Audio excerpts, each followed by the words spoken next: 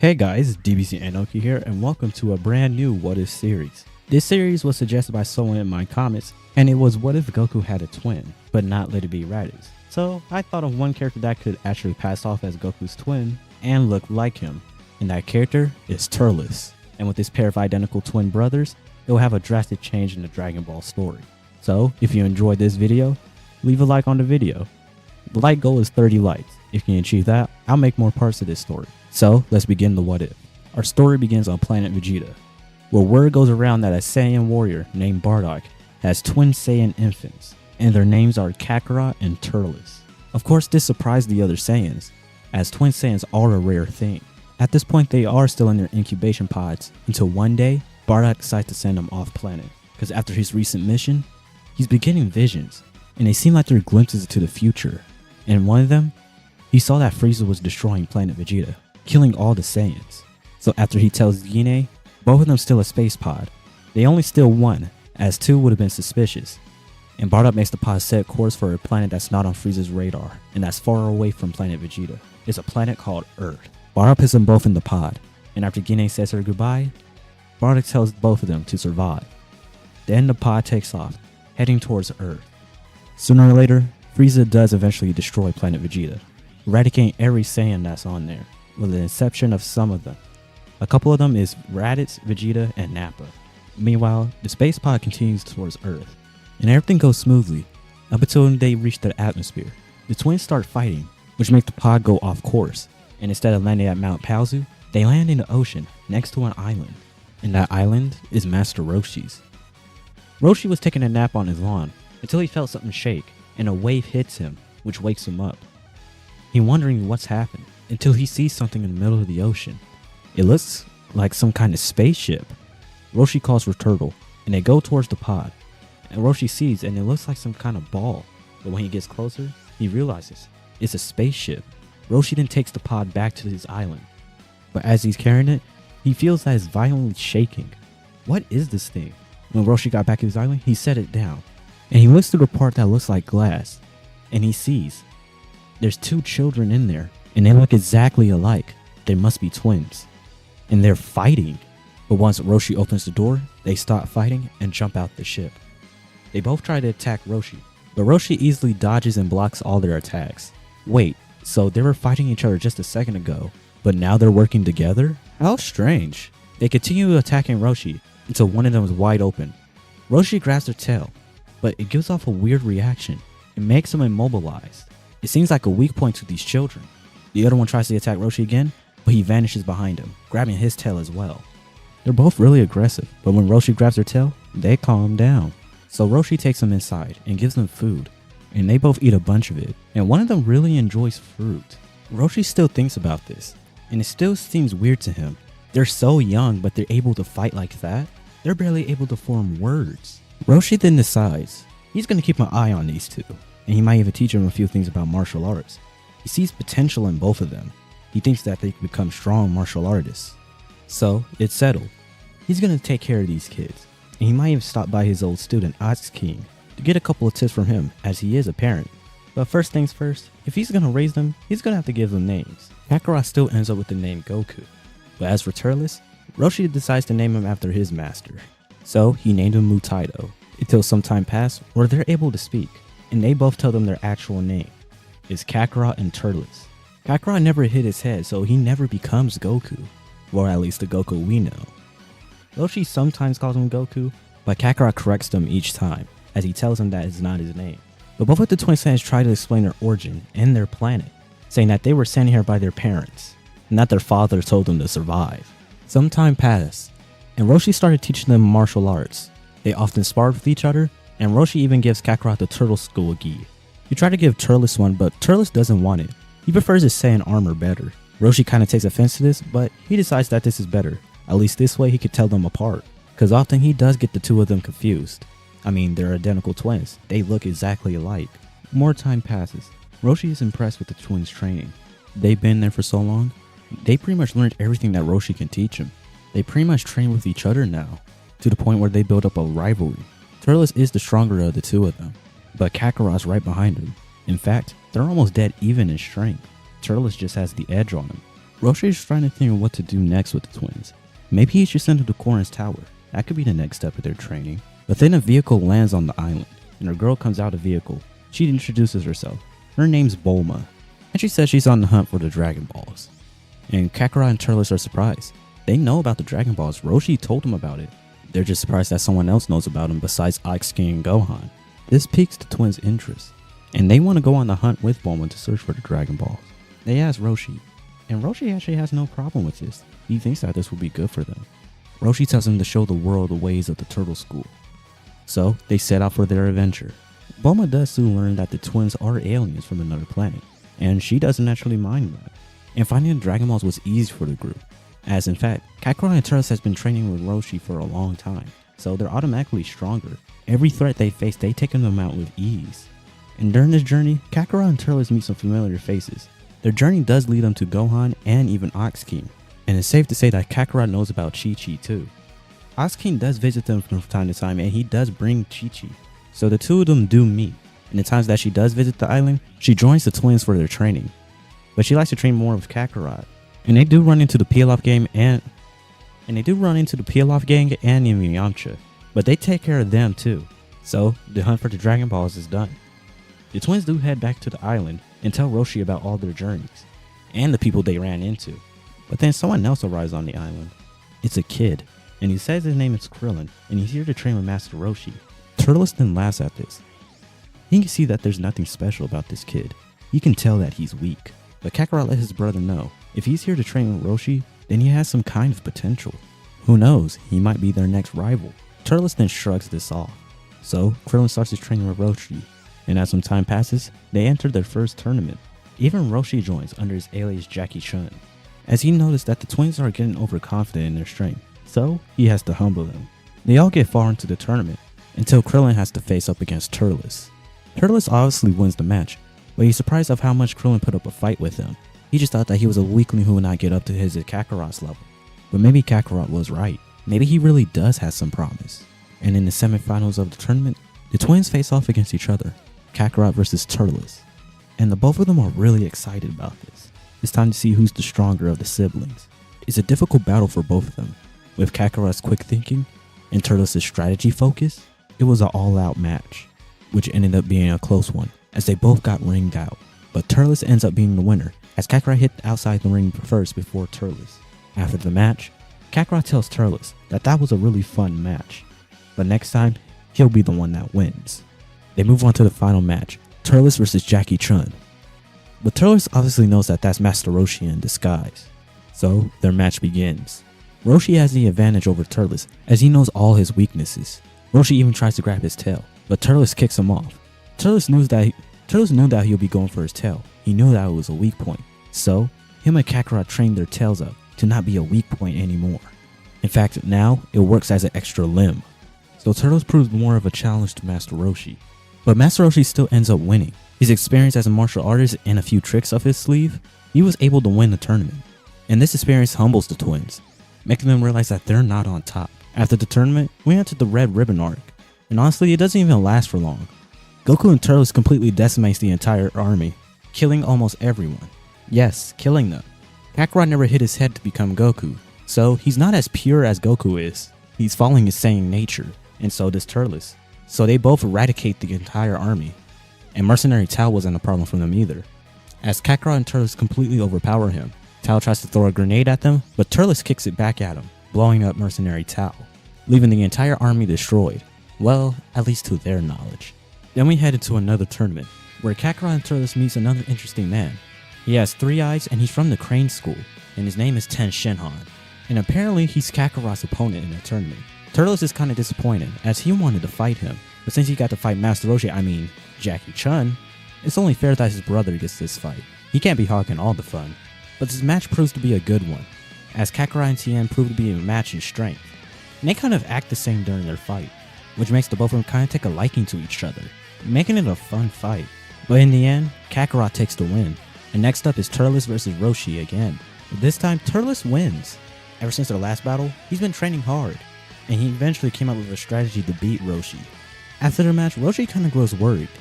He's glad that his students surpassed him, but he's worried of how they're going to act afterwards. He saw how Kakarot took a liking to Ten Shinhan, and is worried that he's going to use his strength for evil. So before the next match starts, Roshi talks to Tien, and after their conversation, Tien starts to rethink his evil ways. And the next match is Krillin vs Chaozu. And Krillin wins the match, as he is kind of stronger than what he was in the original story, as he sees the twins are way stronger than he is, so it kind of motivates him to train even harder. But eventually, Krillin fights Kakarot, and Kakarot wins, but he's still surprised at Krillin's growth. But then we move on to the final fight, Kakarot vs Turles, and they're getting excited for this. It's been a while since they last fought each other at full strength, and Kakarot ensures he won't lose this time, but Turles tells him he won't let him surpass him. So the brotherly battle begins, and everyone in the crowd is amazed. Roshi, Tien, Chaozu, Krillin, Yamcha, everyone is amazed at these two. It's like they're on a whole different level than they are. Ten Shinhan is especially surprised. He just fought Kakarot, and it was a close match, but now it seems like he's outputting more strength than he did in their battle. And he's amazed at his brother Turles. He wonders what would happen if he fought him. Their match lasted for a long while, as both of them are evenly matched, but sooner or later the fight comes to an end, and the person who won was Kakarot. But just barely. He barely pulled off against Turles. And don't forget, they're evenly matched in almost everything: speed, technique, abilities. But after Kakarot fought Tien, he picked up a few things from him, and that helped him get him to victory. Kakarot then thanks his brother for the battle, and all Turles can do is smile, and says that he can't wait for the next one. And the next time they fight, he'll win. And they all go off on their own, going to get something to eat, and Kakarot sees that Krillin's not around. So he goes to look for Krillin, and Turles joins him, and they both discover something terrible. They find Krillin, but he's laying on the ground, dead. Kakarot and Turles start becoming enraged. Turles saw Krillin as a great ally and potential rival, but Kakarot, he saw him as a friend. The twins then see Tambourine fly off. They go outside, and then they charge a Kamehameha, and launches it at Tambourine. Tambourine then senses something coming towards him, and he sees a blast. He tries to get out the way, but one of his wings get caught in the blast, which makes him fall towards the ground. Kakarot and Turles then chase him. Then, once they find him, they then fight him together. Tambourine gets overpowered by the duo. Then Kakarot lands the finishing blow, punching him through the chest, killing Tambourine. After that fight, they go try to meet up with the rest of the group, but they're fighting Piccolo's kids. Kakarot and Turles then gets more mad. There's more of them, and they're trying to hurt their friends, their family. They then join the fight, defeating every one of Piccolo's kids. After their defeat, Roshi then explains to the twins that those are the kids of Demon King Piccolo. He must have returned. So, King Piccolo is the one responsible for all this. He's the one that is responsible for Krillin's death. They'll kill him and avenge Krillin. Roshi then warns them they can't fight King Piccolo. It's too dangerous. And even if they wanted to, they don't know where he is. But then Bulma butts in. She sees on the Dragon Radar that there's a bunch of Dragon Balls gathered in one spot, and they almost got all 7. That must be where King Piccolo is. But they see one more Dragon Ball heading to a location. He's about to collect all 7. They have to stop him, but they won't make it in time. In this story, Goku didn't get Flying Nimbus as he isn't as pure as heart due to his Saiyan blood, so he can't ride Flying Nimbus. But someone says that they'll help, and it's Ten Shinhan. He can take Kakarot and Turles to King Piccolo, as he can fly. So eventually, they do find King Piccolo, as he got his last Dragon Ball and he's about to summon Shinron. But Goku and Turles stop him just before he was about to summon him. Then they both fight King Piccolo. They were going to fight him one-on-one, but they realize that's going to be a bad idea, as they might not win them. So they decide to fight together. It's a struggle, but they do end up winning, defeating King Piccolo. Turles wonders what happened if King Piccolo had gotten his wish. Would they have been able to win? Well, it doesn't matter now. As Kakarot is about to finish King Piccolo, something then happens. King Piccolo then gets sealed in a jar. Kakarot and Turles then turn around and see someone else, and their face turns into shock. As that person, he looks exactly like King Piccolo. The person introduces himself. He says his name is Kami. After Kami introduces himself, he then explains why he had to seal King Piccolo away. He tells him that the two of them are linked, and he tells him if Piccolo dies, he dies as well, and the Dragon Balls will no longer exist. So that's the reason why he had to seal him away. The twins kinda know of Kami. He's heard tales from Roshi, and the twins ask Kami to train them, as they do want to get stronger. And Kami does agree with this, as these two did defeat King Piccolo. But also he wants to try to reform the twins, because he could feel malice within them. malice that can be easily exploited by villains. And if they turn evil, it won't be good. So Kami can train him not only physically, but mentally. But first, he has to see if they're worthy of going to his lookout. So they put through a series of tasks, including meeting Korin, climbing his tower, and getting the sacred water and drinking it. And after they passed all these tests, they go to Kami's lookout. One thing I want to note here is Kakarot and Turles keep their tails. They know about the Great Ape form due to Roshi telling them about it, and they already got used to fighting with their tails. They use it as an extra limb. But also they want to get control of their Great Ape forms. They think it will be useful in the future, as it does give them a big boost in power. Eventually we do head into the 23rd World Martial Arts Tournament, and there's a huge change. For one, Piccolo Jr. isn't here, as he wasn't born. King Piccolo didn't get to spit out his egg, and he was sealed away by Kami. So pretty much the final fight is going to be between Kakarot and Turles, as they are the strongest ones here.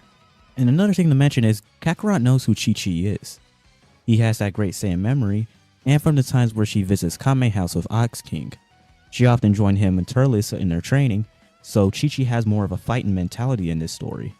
And another little thing to point out, Kakarot and Turles do know what marriage is, as they were raised by Roshi. But they're not pers like him, so that's a good thing. Anyways, we get on to the final fight, Kakarot versus Turles. And everyone was amazed at this fight.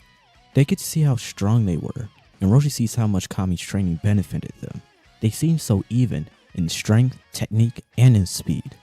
Their fight lasted for a long while, to the point where they're completely exhausted. They're both at the middle of the ring, and they walk up to each other, and they punch each other in the face at the same time. They both stay standing still, with each other's fists in their face. But then, someone falls to the ground first. It's Turles. He goes unconscious. But soon after, Kakarot then goes unconscious, which makes Kakarot the winner. After the twins regain consciousness, Roshi walks up to them, and he says that he's proud of how strong they have gotten. As soon as he found them, he knew that they would be great martial artists. And he knows that this isn't the end, as they have way more room to grow. And the twins do have a couple new rivals, it being Krillin and Ten Shinhan.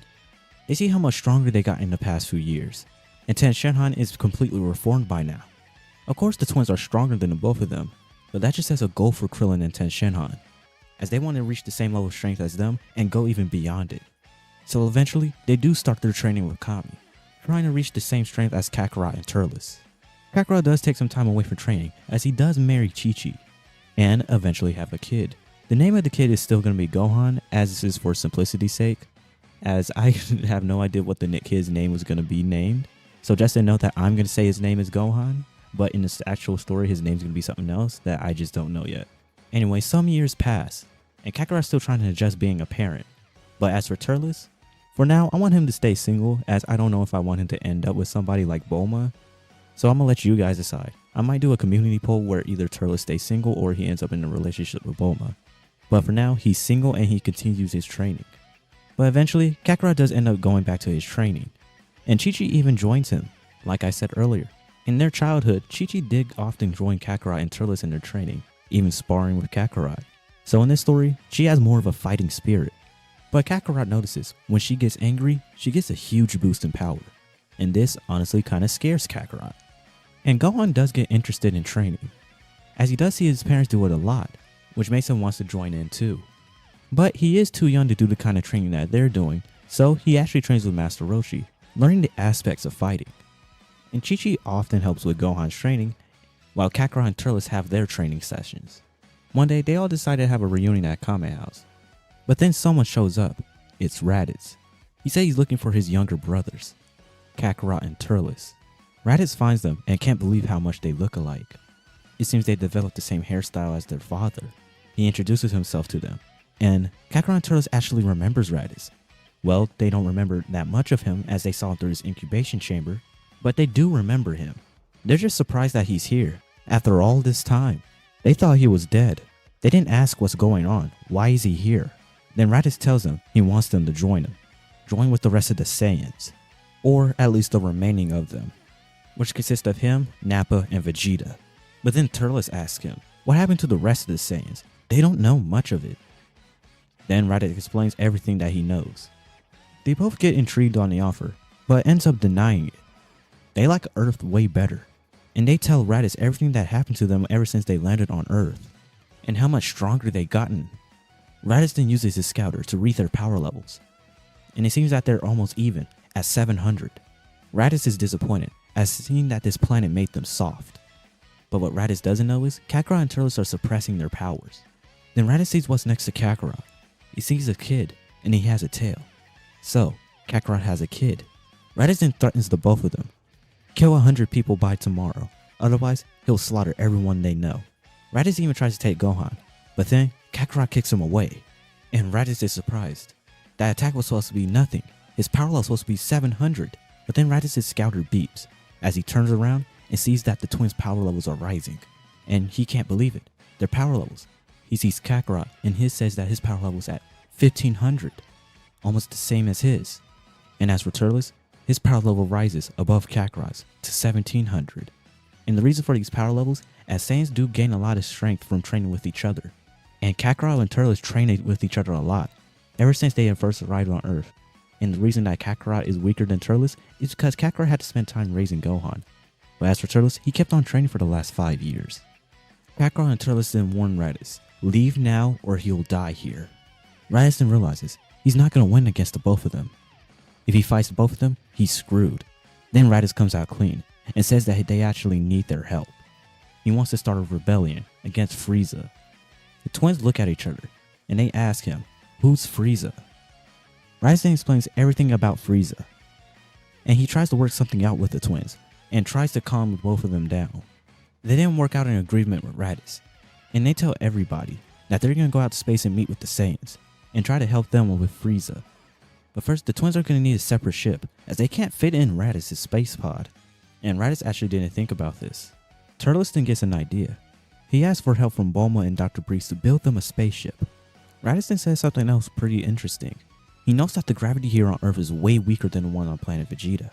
So Kakarot asks can they do anything about that? And they said yes, so they added a gravity room inside of the ship. They wait some time, and eventually their ship is complete. Raditz goes on the ship with them, as they want to learn as much as they can about the Saiyans and Frieza. He'll also benefit as an extra partner for gravity training. They then blast off into space, with Raditz putting in the coordination of a planet that they're going to meet at with the other Saiyans. A few days pass until they get there, and they made use of that time doing gravity training. And this proved in their benefit, as their powers rise like never before. As they get off the ship, they see two other Saiyans. As they get off the ship, they see two other people. They have tails, like them. It's Vegeta and Nappa. Kakarot then asks, why are they on a planet like this? And Vegeta tells them they have to stay off of Frieza's radar. And this is one of the planets that's not on it. And Vegeta is surprised, but also kind of disappointed. He's surprised at the fact that Saiyan twins actually does exist, as they're not common. But he's disappointed of how weak they are. He reads their power level, and only says 3000. And he sees that Raditz did get a little bit stronger, seeing his power level is at 2000. But what Vegeta doesn't know is, they're actually really suppressing their power. And on their way there, Raditz does end up learning how to control and sense ki. When they power up, Vegeta is in shock. The twins then power up, and Vegeta is in shock. As he tries to reach their power levels, his scouter explodes, but the last thing he saw is that their power is in the 6 digits. They only had about a week doing gravity training, but since it was more people, the powers rose a lot more. Kakarot then asks, is that enough power to defeat Frieza? And honestly, Vegeta doesn't even know, as he never seen Frieza reveal his true power. But the number he saw before his scouter exploded, their power is around 200,000. And Vegeta admits, even that may not be enough to defeat Frieza. Then Turles asks, what's the plan then? And Vegeta says that they're gonna train as much as they can. Because it's not gonna take long for Frieza to find out that they rebelled. So they have to use what time they have left to get stronger. And even to come up with a strategy that'll help them out. So, their training begins. Meanwhile in deep space, we cut to Frieza, as he starts to get suspicious of something. He hasn't heard from the Saiyans in a while, they never reported back. But then reports came back that the Saiyans took space pods and left somewhere. They didn't explain where they was going or why they were going. That's when Frieza speculates that they're plotting something. But what are they plotting? A rebellion maybe? Or did they find something that he wants, like the wish orbs? Well, whatever's happening, he's gonna find out. But then Frieza sees that a scouter's been activated on the 4th planet. Not just one, but multiple. Then all of a sudden, the scouters lose signal. Frieza then sees that must be the Saiyans. He then sends Zarbon to Dodoria so that they can try to upper hand them and kill them. A few days have passed, and Vegeta and Nappa realize how much they have grown. They see how much this gravity training proves to be beneficial for them. They were planning on exploiting Zenkais, using that way to get stronger. But this way is way more satisfying, defeating Frieza with hard work and not taking shortcuts to power. But then they feel 2 power levels arriving on the planet they're on. Then they see, it's Zarbon and Dodoria. Crap, Frieza must have found them, which means they don't have much time left. Vegeta and Nappa then fight Zarbon and Dodoria, and they easily fend them off and killed them. Even though they were discovered, this was a great test of their training. Before they couldn't even go up against Zarbon and Dodoria, unless they were in their grade 8 forms. But now, they were easily able to fend them off, and they didn't even need to transform. If they keep their training up like this, they'll definitely be strong enough to defeat Frieza. Kakarot, Turles, and Raditz then show up, asking what happened. They felt 2 powers arrive, but then suddenly disappear. Vegeta then tells them Frieza found them, and they only have a certain amount of time before he comes here. The trio is shocked by the news, and wondering what they should do next. Should they go to another planet? But Vegeta tells them no. They're gonna keep doing what they've been doing. Just look how much stronger they've grown in the last few days. If they keep going at this rate, keep growing stronger like this, they should be able to handle Frieza. And with their strategy, it will give them a better chance. So, the Saiyans decide to stay there and continue their training. And during this time, Kakarot and Turles start to form a bond with Raditz, with both of them telling stories about each other.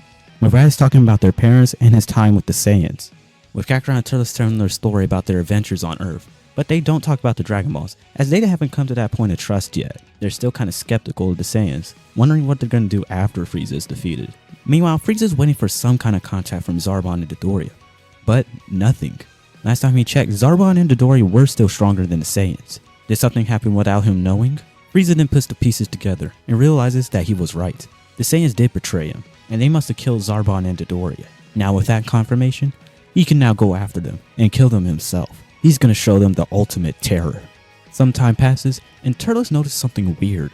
He notices another kind of power within him, and it feels almost sinister. Turles then tries to tap into this power, and when he does, his power skyrockets. He then develops a red evil glow around him. All the Saiyans didn't notice this, and they feel his power growing at a fast rate. And if you're wondering, yes, Turles has the power of Evil Saiyan. And before you get mad, just hear me out. I wanted Turles to have his own unique power system. So why not give him Evil Saiyan? Even though it won't be called Evil Saiyan in this scenario, it'll be called something else, I just can't think of the name yet. But Raditz, Nappa, and Vegeta are amazed at Turles' power. But Kakarot is suspicious. He's never seen Turles output this kind of power.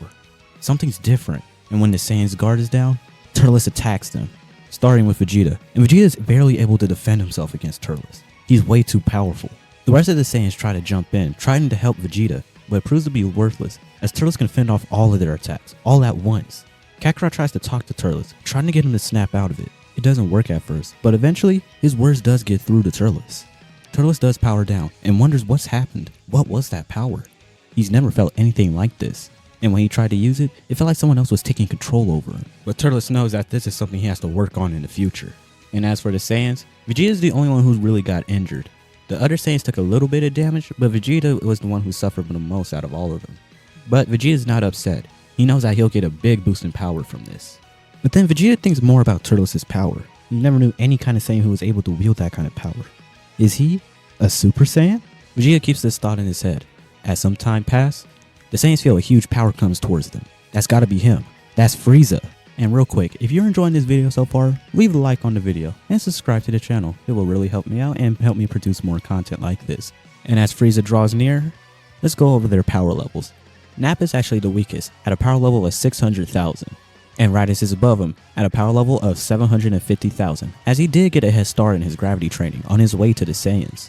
And next up is Vegeta. He was originally around Raditz's strength, but thanks to the Zenkai he gotten, his power level is at 1 million. And Kakarot's at a power level of 3 million. With Turles tied next to him, also at 3 million. But with his new power, it could rise up even more, which makes him the strongest out of the group.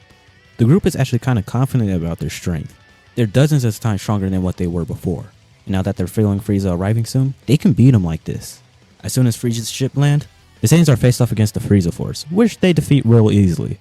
The only one who's left is Frieza. He would have sent the Ginyu force if he wanted to. But deep down, he knew that it wouldn't be enough. He has to take care of this problem himself. As Frieza steps off his ship, he makes eye contact with the Saiyans. He never expected them to get this strong. If he had known, he would have killed them a long time ago.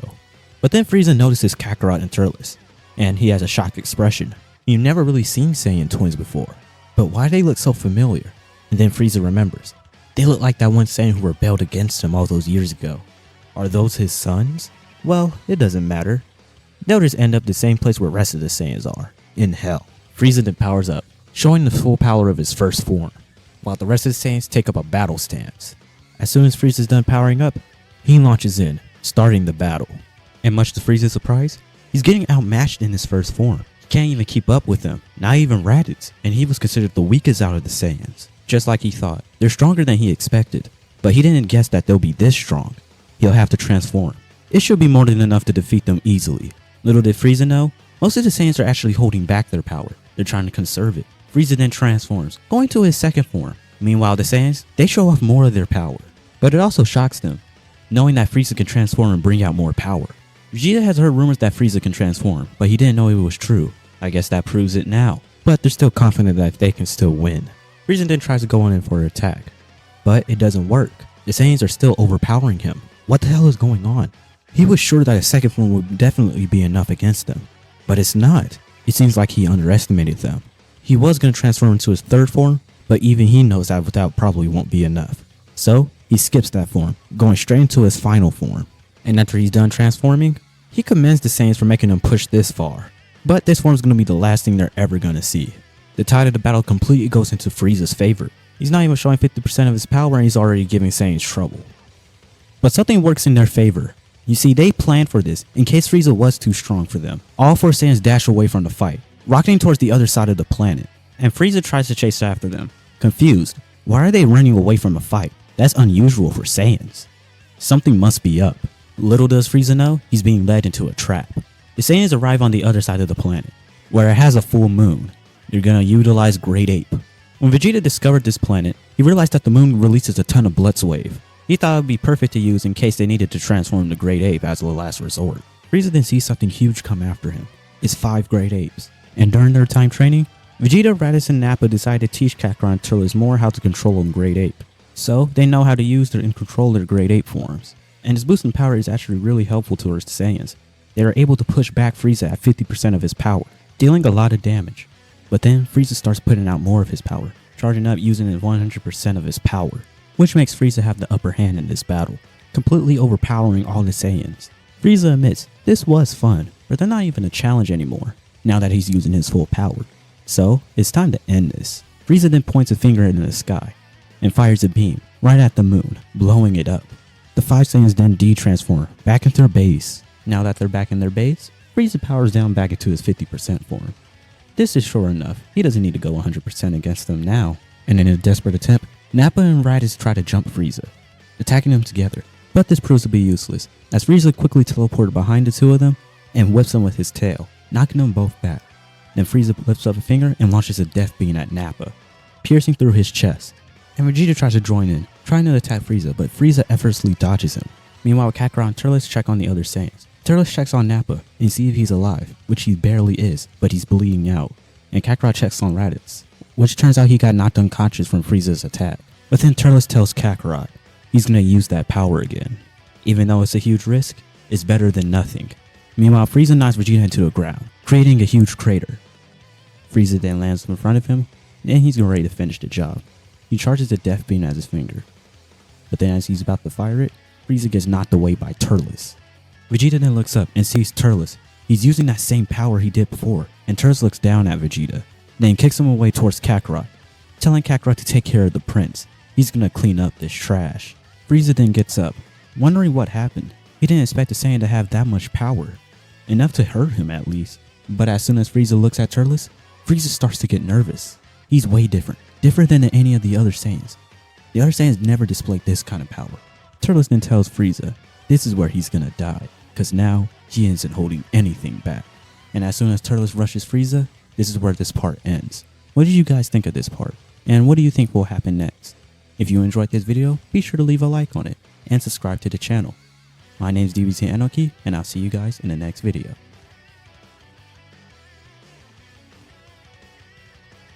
Vegeta just barely stands up next to Kakarot, still feeling off after he took those couple of blows from Frieza. Frieza was barely trying, and he did this to him. which makes him wonder, is he suffering a concussion or what's he seeing actually real? Turles is fending well up against Frieza, which makes Vegeta continue to wonder, with that red glow and surge of power, is he really a Super Saiyan? No, that can't be it. Well, it's the only explanation for it. But what Vegeta doesn't know is, it's not Super Saiyan. And even if Turles does well now, it's only until Frieza uses 100% of his power. And after Frieza launches a series of attacks, he finally lands one on Turles. Then he grabs onto Turles' armor, holding a hand, charging a blast at his chest. Kakarot tells him no, don't do it. And before Frieza fires the blast, Kakarot rushes in. And with the burst of power, he was able to knock Frieza away, saving Turles. Turles then looks at Kakarot. It seems like he's not the only one who gained this power. Kakarot is now shown with the same kind of aura that Turles had, but instead of red, it's blue. And the name I gave for this power-up is something that's simple but also not too crazy. And I hope everyone will accept this because I couldn't really think of any better names. But this power is called Surge. And Surge is exclusive to only Kakarot and Turles, so Raditz won't get it, nor Gohan, in case you were wondering. And Turles is actually not mad that Kakarot has this power. I mean, it makes sense. If he have it, he should too. But one thing that Turles knows strange is that power didn't change Kakarot's demeanor. He's exactly the same. Then Frieza shows back up, and he has a shocked expression on his face, seeing two Saiyans with the same exact power boost. One was already trouble enough, but now that there's two, it's going to be a real problem. Kakarot, Turles, and Frieza then clash, starting their battle. And with Kakarot and Turles working together, they actually fend Frieza off, backing him into a corner. And even though they're doing well, Turles noticed that Kakarot can't maintain the form very well, which makes him realize that they need one good shot on Frieza. It's a hard-fought battle because the twins don't really have full control over this new power, but they end up defeating Frieza by charging up a Kamehameha, firing at Frieza, which seemingly engulfs him, blasting him away. Frieza even tried to blow up the planet, but the twins wouldn't allow him to. Kakarot and Turles then both powered down. Then Turles looked up in the sky, saying how pathetic. The Emperor of the Universe got defeated by two low-class Saiyans. Then Kakarot and Turles go check on the other Saiyans. Raditz and Vegeta have suffered heavy injuries, but they'll be fine once they recover. But when they check on Nappa, they find him dead, due to blood loss. This was the old Vegeta. He would have called Nappa a weak excuse for a warrior. But ever since the twins showed up, Vegeta changed. He's actually showing respect towards Nappa and gets ready to bury him. But Kakarot tells him to hold off on burying Nappa, even though he knows he shouldn't be telling him this, but he knows a way to bring Nappa back. And Vegeta's shocked. He knows how to revive Nappa? Kakarot said he'll explain on their way back to Earth, but for now, they're gonna need his body. And since the Saiyan pods were destroyed during the battle, everyone goes on the twins' ship. But as soon as they're about to head on the ship, a beam of ki goes through Raditz's chest, killing him instantly. Everyone is shocked. Then they look up. They see it's Frieza. He's still alive. Thanks to his incredible durability, he was able to survive the blast, with half of his body missing. Frieza then points another finger towards Kakarot, launching another death beam towards him. He's about to hit him, but at the last second, Turles knocks him away, and taking the beam head on himself, killing him. And Kakarot is dumbfounded. He can't believe what just happened. His brother sacrificed his life to save him. His emotions are so tense, it snaps something within Kakarot. His power skyrockets. First he gets the aura of his new surge power, but then something unexpected happens. His hair, it starts to transform into a gold color, his eyes turning teal. Then Kakarot lets out a huge scream, transforming, becoming a Super Saiyan. With the sheer amount of power that he's releasing, he completely stuns Frieza, and he's not the only one. Vegeta is also stunned by this. He wasn't sure about it before, but now he can confirm it. This is the Super Saiyan. Kakarot then hits Frieza with a rapid flurry of attacks, knocking him up into the atmosphere. Then Kakarot charges a full power Kamehameha. The blue beam darts across the sky, making contact with the Emperor, defeating Frieza once and for all. And due to lack of energy, Kakarot then drops out of the form. Kakarot then looks at himself, amazed. He never felt anything like that before. What was that? Then Vegeta comes to aid Kakarot, explaining that he became a Super Saiyan. And as they got the body of their dead allies, they take off, heading back to Earth. On the way back, Kakarot explains to Vegeta about the Dragon Balls. So, the rumors about the Wish Wars were true. And after they arrive back on Earth, Goku collects the Dragon Balls and summons Shenron. And he wishes for all the Saiyans that was killed by Frieza to be brought back to life. So Raditz, Nappa, and Turles come back to life. And after he comes back to life, Turles does admit it was a weird experience being brought back. And after the Saiyans revival, they actually decide to stay on Earth. They have nowhere else to go. And now that Frieza's dead, King Cole's gonna be looking for them. So they would rather stay here. Well, that was one main reason. Another is that they want to learn about Super Saiyan from Kakarot, because they want to see if they can achieve this form. But the twins are curious. Frieza has a dad? And the Saiyans tell him about King Cold, and saying how he's around the same strength as Frieza. And the twins are shocked that his dad is around the same level as Frieza. Frieza was already trouble enough, but now that they got a Super Saiyan, King Cold shouldn't be a problem. But it would still be better if they all had access to Super Saiyan. Meanwhile in space, we cut to King Cold. He's wondering what happened to Frieza. He hasn't heard from him in a while. So King Cold's army tried to find the last whereabouts of Frieza, until they see Frieza's ship last went to a barren planet. Why would he ever go there? So King Cold set course to head to the planet. And when he gets there, it seems like a battle went down. Cold sees dead soldiers from the Frieza force, but also with Frieza's ship. He takes off the scouters from the dead soldiers and see what was last recorded from the battle. And it seems like Frieza was getting ready to get rid of the Saiyans. But the battle was so intense, some of the recording kept on cutting out. But it seems like Frieza was defeated, and the Saiyans have retreated to a planet called Earth. So King Cold ends up deciding that he's gonna go to Earth, but first, he's gonna gather up with the rest of Frieza's army and invade. Meanwhile, back on Earth, there's a passage of time of 1 year. And by this time, Kakarot has learned to control Super Saiyan much better. He can willingly transform into it, and utilize the form much better. Turles was able to unlock Super Saiyan, and the other Saiyans are actually on the cusp of it, but not fully. Kakarot's also been training with Chi-Chi and Gohan as well. Ever since Goku reached a new level, they also want to try to catch up to him, as they don't want to be left behind. Gohan's grown a lot stronger since they came back. And you remember Raditz saying that Hybrid Saiyans has a lot of potential, so that could be one reason why. Chi-Chi and the other humans have grown a lot too, with Krillin and Tenshinhan showing off what they've been working on. Ever since they completed their training with Kami, they were granted special access to Otherworld, and going to meet King Kai, where they learned the Kaioken and Spirit Bomb. They're able to push their Kaioken up to times 10, until one day, they feel a huge power coming to Earth, and it feels like Frieza's. This must be it. This must be King Cold, and he's here. And he's not the only one. They feel a lot of power levels coming. King Cold must have brought an army with him. But there's a big group waiting for him. It's Kakarot, Turles, Vegeta, Nappa, and Raditz, with the inclusion of Krillin, Tenshinhan, Chi-Chi, and Gohan. First they face off is a wave of soldiers, which they defeat real easily, which is followed by a group of people striking a pose.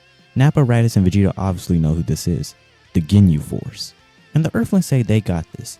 The Saiyans don't have to interfere, with Gohan fighting Guldo, Chi-Chi fighting Recoome, with Tenshinhan fighting Burger and Jace, and Krillin fighting Captain Ginyu.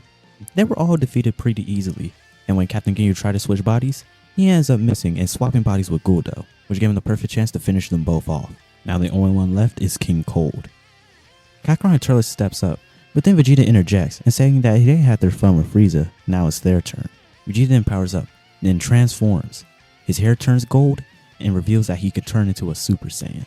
And even though Vegeta would love to savor this battle, he can't. He has to make this quick, as he can't maintain this form for too long. And that's exactly what he did, as he didn't waste no time. He teleported right in front of King Cold, sticking both hands out. Then he fires a blast, eradicating King Cold. That should be it. Frieza's dead, King Cold's dead, they won. And everyone's impressed with each other's strength, especially the humans. Their Kaioken is amazing, even though they only used it to get the extra speed. But they can tell that their base power is increased a ton too. The Saiyans are impressed that the Earthlings are capable of such strength to defeat the Ginyu Force of all people. Everyone grew so strong during this time period. And of course, Kakarot and Turles want to test out everyone's strength. They're really impressed with Krillin and Tenshinhan. That Kaioken technique really is something. And the twins are also impressed with Vegeta. Of all the Saiyans, he got Super Saiyan before them. They thought Raditz was next, but no, it was Vegeta. So that means if Vegeta can do it, the rest of the Saiyans can transform into Super Saiyans as well. And after that, we enter another time skip by another year, because technically King Cold has arrived when the Saiyans would have arrived. So we're at the point in time where King Cold was supposed to arrive, but he doesn't, because, you know, he's dead. And there's no Mecha Frieza either, because he's also dead. So around this point in time, Kakarot does meet a time traveler, his future Trunks. And Kakarot actually knows about Trunks. And the reason why is, Vegeta is on Earth a lot more earlier, and he does meet Bulma. And he had a couple of years with her, so Trunks does eventually get born. Which means Trunks is born much earlier. But there's also a second person that Kakarot doesn't recognize. He has red hair, and he looks awfully familiar. But he ends up introducing himself to Kakarot. He says his name is Toma, and he can't really reveal much of himself, as he's not born yet. If he reveals too much, he might cease to exist. You see, in a couple videos ago, I asked who Turles should end up with, and I asked the comments for ideas. Some said with Tyson, others said with Lunch, but the one that made most sense to me was Suno. So, Turles ended up with Suno, and had a child together, which made Toma. And Toma's name is basically just Tomato, cause, you know, his red hair.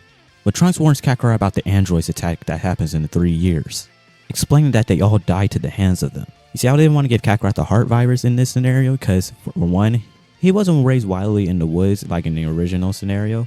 And there's also another one where he said he got it from Yardrat, and Kakarot didn't go to Yardrat in this scenario either, so he didn't get the heart virus.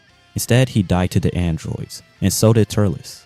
So in his future timeline, the only warriors who were there to protect the Earth from the androids were him, Toma, and Gohan. But Gohan did eventually fall to the androids as well, which leaves those two left. He hoped that this warning would end up changing the future. But before they leave, Kakarot asks them, he wants them to see them at full power. So, the two of them transform into Super Saiyans, and Kakarot does as well, and they have their match. Obviously Trunks or Toma are stronger than Kakarot, but Kakarot uses this opportunity to gauge how much stronger they need to get before fighting the androids. So after their match, Kakarot thanks them for the warning, and promises that they're gonna change the future. Trunks and Toma wishes them good luck, and they return back to the future. But as soon as they left, everyone else arrives, wondering what happened. They felt Kakarot fighting two other huge powers. Was he under attack? Kakarot then explains to them what happened about the future and the androids, and how that they're gonna need to train as hard as they can to change the future. So everyone training begins, with the Saiyans actually willing to work together with everyone else, especially with Kakarot and Turles. But the Saiyans aren't good. They're kinda acting like Vegeta was during the Cell arc. Not completely good, but also not completely evil either. So all the Saiyans train together, with the inclusion of Gohan and Chi-Chi, as they want to see his potential as a warrior go, due to him being a hybrid Saiyan. And the reason Chi-Chi joins them is because she wanted to. She is Kakarot's wife. And the Saiyans also see the major boost that she gets when she gets mad, and honestly kinda scares them. And as for Krillin and Tien, they actually go back to King Kai's planet. They want to see if they can improve Kaioken further and learn any new techniques. Unfortunately, King Kai tells them that they've learned everything that he can teach them. But he'll do them something better. He'll give them a special access to Otherworld to learn techniques from dead warriors. That should help them improve a lot further. So Krillin and Tien accept. As some time passes, Vegeta, Nappa, and Raditz have great control over Super Saiyan. And as for Kakarot, he tries to help Gohan achieve Super Saiyan, with Turles' help. And around this time, Toma is actually born. And when Kakarot sees him, he realizes that the other time traveler from the future was actually Turles' son. And it actually makes sense of why he looked so familiar. But Gohan does end up achieving Super Saiyan. And everyone is shocked by Gohan's power. He's actually on their level at such a young age. After the 3 years of training, androids 19 and 20 appear in the city just like normal, and eventually they do end up running into someone. It was Raditz. Raditz then powers up going into Super Saiyan and fends off against the androids, which allows the group to find them very easily. As the group arrives, they get ready to fight the androids, but then two people teleport in. It's Krillin and Ten Shinhan, using instant transmission. Everyone is confused. How did they get here? They couldn't sense their energy anywhere on Earth. They tell me it was because they were in Otherworld. Learning tons of techniques from dead warriors. They realize that they're never going to surpass them in pure strength, so they're going to surpass them in techniques. That's why they let them go against the androids first. So they let Tien and Krillin go against the androids. They both then power up, using Kaioken, up to times 50. They're only able to use this thanks to their healing from spirit control, thanks to the Yardrats that they met in Otherworld. So, Krillin fights Android 19 and Tien fights Android 20. And they were able to defeat them pretty easily. As soon as Krillin realizes that the androids absorb energy using their hands, Krillin then launches the Kienzon, cutting off both of his arms. Krillin then launches the Kienzon at Android 19, cutting him off both of his arms. Then, he uses the cloning technique, and charges the Kamehameha, destroying Android 19. And while Tien's fighting Dr. Gero, he finds an opening and rips off Dr. Gero's hands too. But of course, Dr. Gero tries to run, but Tien then shoots a Dodon Ray at him, killing Dr. Gero. A little bit of time after the androids' defeat, Trunks and Toma arrive from the future, and they see the remains of what's left of the androids that they fought, and they're confused. Those aren't the androids that were in our future. Their androids are a young woman and a man, androids 17 and 18. Maybe it's because they traveled to the past that the androids ended up differently, or 17 and 18 could still be out there. But then, they feel a huge power rise out in the distance. But for some reason, the power feels like it's all of them mixed together. Nappa, Vegeta, Raditz, Krillin, Tien, Gohan, Kakarot, Chi-Chi, everyone, even King Cold.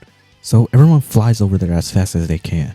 And all they see is a crater with someone in it. It's a giant green bug person. He then flies up and greets everyone.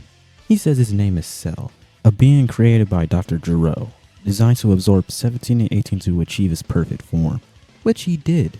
Now that he's the perfect warrior, they won't be able to stop him. So that's what happened. Androids 17 and 18 were here, they just wasn't awakened yet. And now Cell has absorbed them. And to note that this Cell is a little bit weaker than Canon Cell, as he doesn't have Frieza's DNA, as Frieza never really came to Earth. But he does have King Cold's energy, which does give him a bit of a boost, but not as much as Frieza's DNA would. And also Piccolo's not here, as Piccolo was never born. King Piccolo got sealed away by Kami, so Cell doesn't have Piccolo's DNA, so he can't regenerate either. But now that he's perfect, he wants to have some fun with them. He wants all of them to come at him, show their full power, and hold nothing back. He wants to fight them at full strength, so that he can prove his superiority, and especially Kakarot and Turles. He's interested in those two the most out of everybody there. And he knows their moves and their fighting style, so Cell's at an advantage. Vegeta, Nappa, and Raditz then turn Super Saiyan and jump at Cell, which Cell easily defends against them, taking them out one by one, and everyone's shocked by Cell's power. They might not be able to win this. But then Krillin reveals a plan to Kakarot and Turles. Cell said that he absorbed the androids, right?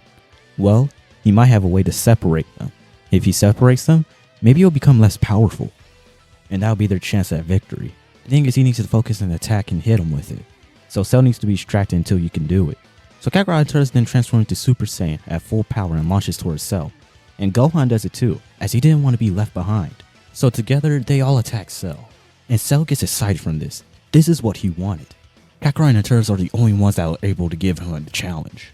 And much to his surprise, even Kakarot's son, Gohan. He never expected this kid to be around the same strength as them. And the thing is, Cell doesn't know how much power it lies between these three. But compared to the other Saiyans and the humans, they far surpass them. In fact, they're on a whole nother level between them. As soon as Cell uses his full power, he starts outmatching the Saiyans.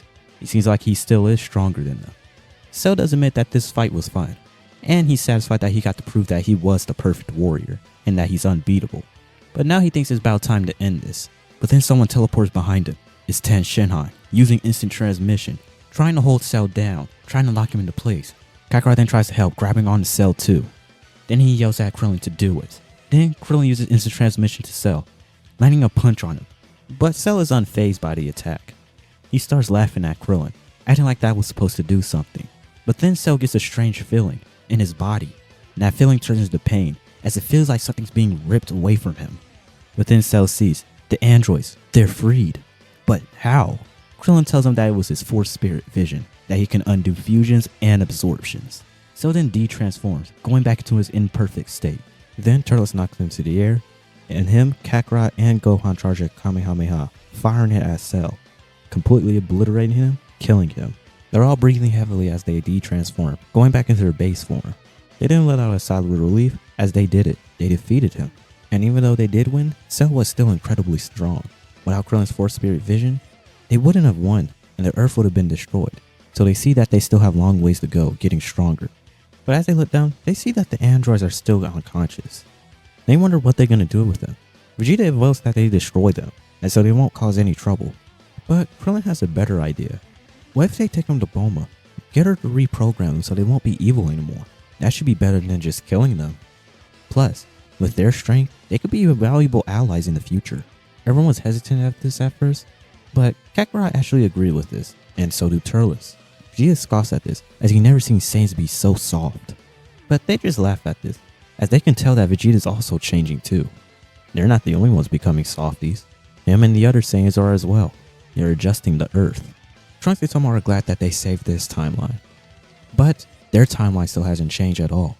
Androids are still stronger than them, and they was hoping they'd get stronger here, but they haven't. They would like to stay here longer to train with them. They would like to get back to the future as soon as possible. Turles then gets an idea. How about they take them to the Room of Spirit and Time, where they could get 1 year worth of training in a day. So they fly up to Kami's lookout, where Kakarot and Turles get an unexpected surprise. They see someone that they thought they'd never see again. It's Piccolo. Both then power up in their base and charges at him. But then he reveals that he's actually Kami. And they're actually surprised. Kami looks so much younger than he did before. And Kami explains. After hearing what he did in the future and what happened, he decided to gather the Dragon Balls and summon Shenron. And he wished that he and Piccolo were fused again. But not to let Piccolo's evilness to it. And Shenron granted his wish, and now he became this. So now he'll become an even better guardian than he was before. He won't just sit on the sidelines, he can actively help. He even put in a few months in the Room of Spirit and Time, growing his strength even more, and he even upgraded Shenron. And everyone's surprised that Kami did all of this. But then they ask him can they use the Room of Spirit and Time, which Kami gladly takes them to. First ones to go in is Turles and Toma. And once they go in, Turles tells Toma that he knows that he's his son from the future. I mean, come on, the red hair is a dead giveaway. So then they train, and as soon as a day passes, they come out in their Super Saiyan forms, showing that they got Super Saiyan Grade 4. Turles tells Kakarot that he's found something beyond Super Saiyan, and Kakarot gets interested. But they explain to everyone else about Super Saiyan Grade 4, and Vegeta and Trunks are next. And another day passes, and they also come out with Super Saiyan Grade 4. And since everyone's going in with their kid, Kakarot decides to go in with Gohan for last. But they pretty much spend some of their time training for Grade 4 Super Saiyan, and they don't have to waste as much time because Gohan already has Super Saiyan. But Kakarot sees the lost potential that Gohan has within him. He wants to help him unlock that power. So a day passed and they come out the time chamber. Everyone could tell that they got stronger, but something's different about Gohan. He is stronger, but they can tell that Gohan's holding back something. Gohan then reveals the level beyond Super Saiyan, Super Saiyan 2. Thanks to his training in the time chamber, he was able to harness and control this power. And everyone's shocked. And everyone's shocked that Gohan has this kind of power, especially the other Saiyans. They ask Kakarot, does he have the same kind of transformation? But Kakarot tells them no, this is Gohan's power. And they're all shocked. They want this power for themselves as well. Raditz and Nappa then go in next, seeing if they can try to achieve it. After some time passes, Toma and Trunks do eventually go back into their future, and they do defeat the androids and even Cell. Thanks to everyone in the past, they have the power to protect their future. And going back into the present, Kakarot and Turles are now facing each other, getting ready to fight, as they both know that they have a new form, and they want to test it out on each other. So, they then power up. The aura of Surge surrounds them, and their hair spikes up like they're transforming to Super Saiyan. But the color of their hair is different. Instead of the usual Super Saiyan Gold, it turns into something else. And their power is way more intense, shaking the entire Earth. As they continue powering up, their hair color changed to a new color. Kakarot had a bluish green color, while Turles' hair was a dark red color. This power they have is a new power called Surging Saiyan. And while training in the Room of Spirit and Time, they found a way to unify Super Saiyan and Surge, creating a whole new form for themselves. The two Saiyan brothers then clash, creating a shockwave that shakes the entire Earth. Everyone feels the pressure of the battle. Vegeta, Raditz, Nappa, Tenshinhan, Krillin, and more. They thought it was another attack on Earth. But no, they sense the power, and finds out it's Kakarot and Turles fighting each other. They can't believe it. They knew those two got stronger, but this is unbelievable. So this is truly how strong they are. It's only been a few months since they used the Room of Spirit and Time, and Vegeta sees why Kakarot said he didn't get Super Saiyan 2 like Gohan. He had gotten access to this new power. Vegeta was gonna try to ask for a match against either Kakarot or Turles. He was gonna show him the power of his Super Saiyan 2. But he sees that it would have mattered. He would have lost anyways. But this motivates Vegeta even more, to grow even stronger. He knows that he has a long way to go to catch up to their strength, but he'll work hard to reach it, and to try to go beyond it. Kakarot and Turles continue their battle, trading blow for blows. They're completely even. They even get memories of their time participating in the world tournaments, seeing how strong they've gotten. Then they go for one last attack, and results knocks them both out. When they wake up, they're kind of bummed. There was no winner, but even though nobody won, it was still fun to them. They wanted to go full power, but they couldn't. They had to hold back some, as they believed that if they went full power, they would have most likely destroyed Earth. But they make a deal that one day, they're going to find a place where they can go all out and battle each other. And then they're going to find out who's truly stronger. After their battle, we then enter a 7-year time skip. And of course, Kakarot and Turles train during this time. Turles sometimes trains with Kakarot or trains up Toma, as he reached the age where he should start training, and he wants him to be stronger than his future counterpart. And Kakarot trains with Gohan, wanting to see how far his potential can take him. And he also trains with his son, Goten, who was also born around the same time as he usually was born. We also cut to Vegeta. He trains with a lot of people. He trains with Raditz, Nappa, and also trains up Trunks. But out of all of them, he builds up a rivalry with Gohan. He knows that deep down, he probably won't ever catch up to the twins. But Gohan is the next best thing. Raditz and Nappa also develop a rivalry, and with Krillin and Tien being rivals, we are at the end at the time skip. And Gohan still becomes the great Saiyan man, because he liked the thought of being a superhero. And he doesn't go to high school either in his story, as he's more focused on training than being a scholar. And note that the city that Gohan meets Videl in is not Satan City. Mr. Satan is still known as the world champ, but isn't known as the world savior, as he didn't fight Cell during the Cell games, because Cell didn't make the Cell games. But Gohan still ends up meeting Videl, and she blackmails him into revealing his identity unless he joins the tournament. Oh, and to also mention, the androids are still alive in this scenario, as they was separated from Cell. But they did end up leaving, and they don't really turn into bad guys. So one day Krillin does run into 18, and they do end up getting together. I wanted the Krillin to at least have 18 in this scenario. So everyone meets up at the tournament, and surprisingly, the Buu saga doesn't actually happen. With everyone training a lot more than they did in the original story, they are a lot stronger. So it makes it a lot harder for Babidi to stall and get energy from them. With Gohan a lot more set on training, he's way stronger than what he was in the original.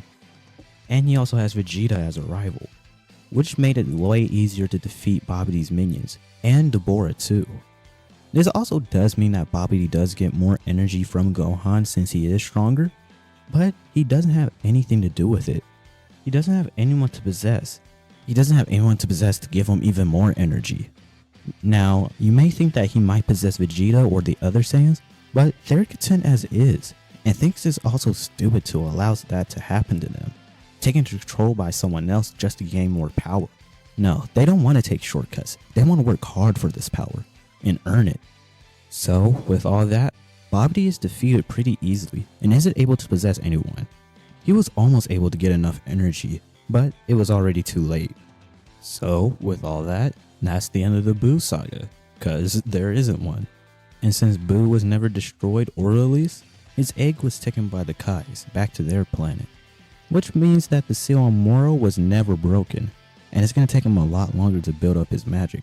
But since the seal was never broken, he doesn't get influence to break out yet, so he stays locked up.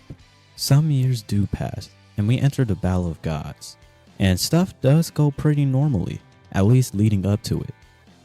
Without Buu, Beerus is a lot more calm and enjoys Earth's food. And Kakarot is on Earth with Bulma's birthday party and not on King Kai's planet because he never went there in this story. Even though Beerus is enjoying himself, he still wants to fight the Super Saiyan God. So, he asks all the Saiyans there to fight him, even the hybrids. So, Nappa, Vegeta, Raditz, and Gohan transform their Super Saiyan 2. Even Goten, Trunks, and Toma transform. But they all get washed by Beerus. The only ones who kinda impressed him was Kakarot and Turles with their surging Saiyan power. Beerus is impressed with them because their Saiyan transformation is different than the others and is more powerful, but it's still not enough. But Kakarot then comes up with an idea. Why don't they summon Shenron and ask the Super Saiyan God there? Then Beerus can get his rival. So they collect the Dragon Balls and summon Shenron, in which they find out about the Super Saiyan God ritual. And they definitely have enough Saiyans for it. Beerus wants the rival to be done on Kakarot, as he was the strongest that he fought. But really, when they do the ritual, it doesn't work on Kakarot. He remains the same as he was before. Then they try to do the ritual on Turles, and it doesn't work on him either. They're starting to think that the Super Saiyan God isn't real. But they give it one last try, and they try it on Vegeta. And it works. Vegeta transforms into a Super Saiyan God. But everyone is curious. Why did Vegeta become a Super Saiyan God and not Kakarot or Turles? Everyone's confused by this. The ritual clearly works, but just not on them. Beerus is curious about it too, but he puts that thought aside, as he's ready to fight the Super Saiyan God. And even though Vegeta is the one who turned into a Super Saiyan God, the conclusion of Battle of Gods pretty much goes the same. Vegeta is the one who ends up training on Beerus' planet. And Kakarot and Turles didn't get to go to Beerus' planet, as it seems like they can't have the potential to become gods. No one knows why, not even Beerus. They were part of the ritual and was working with them in it that made Vegeta become a god. But after Vegeta leaves for Beerus' planet, Kakarot and Turles train harder than before, because the power that Vegeta displayed in Super Saiyan God was amazing. It even pushed them ahead of them, making him stronger. So they know if they want to catch up to that kind of power, they're going to have to train like they never have before. And they get excited just from the thought of it. One day while they're training, they feel something within them, some power deep within. They have no idea what it is. Unknowing to them, the ritual did work. It did something different to them. They have the God Key. Kakarot and Turles wants to get to Beerus' planet, because they figured that the ritual actually did work, and they did get power of Super Saiyan God. But the only way to find out is to go to Beerus' planet, because they think that's the only way to bring out this power. But they know that they're going to have to impress Beerus somehow. So they're going to have to train, and see if they can bring out this power on their own. But while they were training, they ran into some Frieza Force members, trying to gather the Dragon Balls to resurrect Frieza. But Kakarot and Turles stopped them before they did. So, no Resurrection F. Some time passes, and Kakarot and Turles can kind of utilize God Ki, using it in their Surging Saiyan forms. It's a start, but they know that there's more to it. We then move on to the Universe 6 tournament, with Universe 7 team being Vegeta, Kakarot, Turles, Gohan, and Raditz. The order of the tournament is going to be different, with the matches being different as well. But it's not going to matter, with Universe 7 washing Universe 6 up until their fight against Hit. And the one up first against Hit is Turles, with Turles showing the power of Surging Saiyan, imbued with God Ki. And this surprises Vegeta and Beerus. How did he get God Ki? He wasn't on Beerus' planet. But then they figure it out. That Super Saiyan God ritual did work on them. It didn't turn him into a Super Saiyan God, but it gave him the God Ki. But that means if Turles has God Ki from the ritual, Kakarot does as well. Turles does eventually lose to Hit, as he was starting to figure out Hit's time skip abilities, but it was until Hit improved the time. So he did end up losing. Up next is Kakarot, and after seeing Turles' last fight with Hit, Kakarot was able to come up with a strategy against Hit's time skip. And even though Kakarot really wants to enjoy this fight, he's gonna have to end this quickly, because he knows that Hit can improve his time skip to the point where not even Kakarot can catch up. And he doesn't want Earth to be swapped to Universe 6. And since he was able to study Hit, he was able to beat him too. He's seen through his time skip. So, Universe 7 wins the tournament. And I know you're probably saying that Kakarot shouldn't have beaten Hit because he didn't have Super Saiyan Blue or Kaioken, but I'm using more of the manga aspect of the fight of Goku versus Hit, because Surging Saiyan mixed with God Ki is around the Super Saiyan God level. In Super Saiyan God, Goku was able to contend with Hit in the manga. It was only up until Hit improved his time skip where he did the God to Blue switch. And since Surging Saiyan mixed with God Ki is around the Super Saiyan God level, Kakarot was able to defeat Hit before he was able to improve his time skip. So that's just a little explanation. So Universe 7 gets the Super Dragon Balls and makes the same wish as in canon. When they get back to Earth, Beerus tells Kakarot and Turles that he was impressed from what they displayed, and he wants them to come train on his planet, become his potential rivals. After this, we would usually move into the Goku Black arc, but this also doesn't happen either. And let me explain. The reason there's no Goku Black or Vegeta Black or Turles Black arc is because, for one, Vegeta didn't fight in the arc or use any of his god powers, so Zamasu didn't get to see it. And even though Kakarot and Turles did use God Ki in their fight, it didn't have the appearance like they were. So it looked like the same base power to Zamasu. So he doesn't do his Zero Mortal plan and keeps his evil thoughts hidden. But don't get me wrong, Zamasu still doesn't like mortals, but it's not as much as he had in the original story. So that means the future is safe and the present goes through a time of peace. And during this time, Kakarot and Turles have been training away on Beerus' planet, effectively using God Ki better than before, and discovering a new god form, unique to them. They keep the color of their hair like they are in Surging Saiyan state, but their hair grows longer with their aura irradiating with God Ki. They have reached their new peak. They unlocked Godly Surge, or Surging God. It's whatever you want to call it. If you come up with a better name, let me know in the comments, because I am not great at naming forms. Vegeta sees this and he can't believe it. He was just ahead of them, finally surpassing them. But but they surpassed him like it was nothing. And they found this new power that surpasses his Super Saiyan Blue. And Beerus is completely impressed with these two Saiyans. He can't believe that they got this far just on their own, and got even further. It looks like sometime soon, these two will become his rivals. We then head into the Tournament of Power. The team here is pretty simple. It's Kakarot, Turles, Vegeta, Gohan, Nappa, Raditz, Krillin, Tien, Roshi, and Kami. Kami has been training a lot, and has a lot of techniques, so he should be a valuable asset to the team. But of course, at the end of the day, Universe 7 wins the Tournament of Power. Now, of course, this wasn't an easy win. The most difficult was Toppo and Jiren. Vegeta had an easier time to deal with Toppo, since he is a lot stronger than his original canon counterpart. Even in Toppo's God of Destruction form, Vegeta in Blue Evolution was able to handle him. He didn't even need to utilize Final Explosion, so he knocked Toppo out of the ring. Kakarot and Turles fight Jiren, and they tried attacking him separately, seeing if they can defeat him on their own, but it doesn't work. Even with their new power, Jiren was able to overpower them. So in the end, they decided to work together and double team Jiren, which was working. He was getting overpowered. But once Jiren unleashed his full power, Kakarot and Turles were then on the ropes, and they were about to get knocked out. But that's when Vegeta came in and assisted them. So collectively, all three of them fought Jiren, and actually was able to defeat him, knocking him out of the ring and winning the Tournament of Power. Universe 7 gets the Super Dragon Balls, and the MVP goes to Turles. He was the leader of Universe 7, so, as usual, he wishes for the other universes to be restored, which ends the Tournament of Power. And after this, we skip the Broly movie, as Frieza wasn't brought back either times.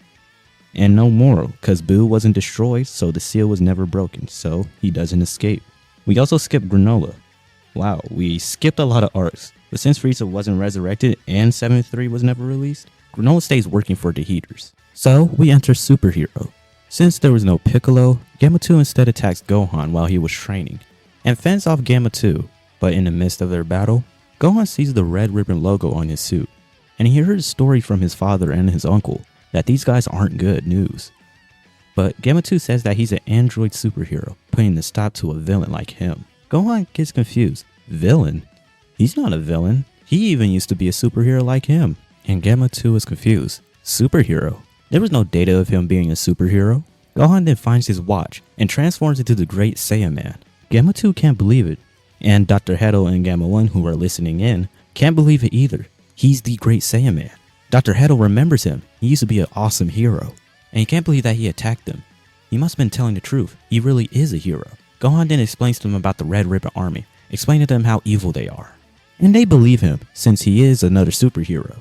Magenta then tries to kill Dr. Hedo by shooting him, but Gamma 1 defends him, and takes out Magenta.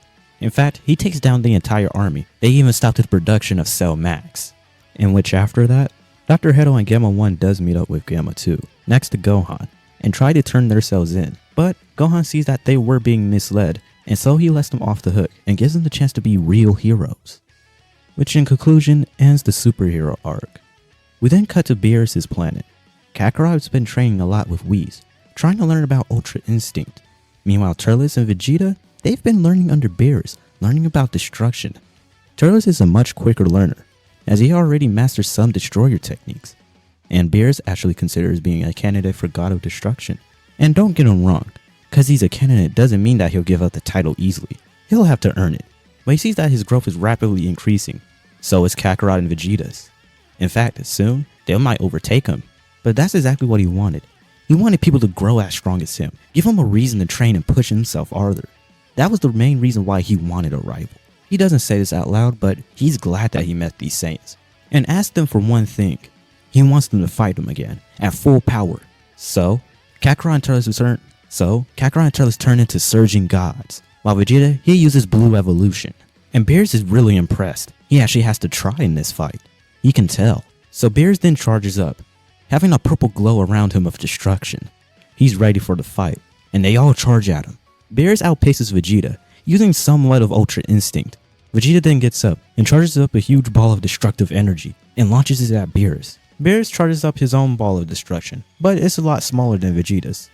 He launches it at Vegeta's attack and completely destroys it. Then in a swift attack, Beerus knocks out Vegeta, and even though he got defeated, Beerus is impressed of how long he lasted. He's very curious to see what he's able to do in the future. But now, he faces up against Kakarot and Turles, and they know they won't last long against Beerus if they fight him alone. So, they decide to work together again, just like with Jiren. And they actually push back Beerus. And Beerus is surprised at this. He didn't expect these two to work together and to push him back like this, but he knows that they're holding back. Even in this form, he knows that they're not at full power. He told them to go at full strength. If they don't do it now, he'll just destroy them and be done with it. So, Kakarot and Turles have no choice.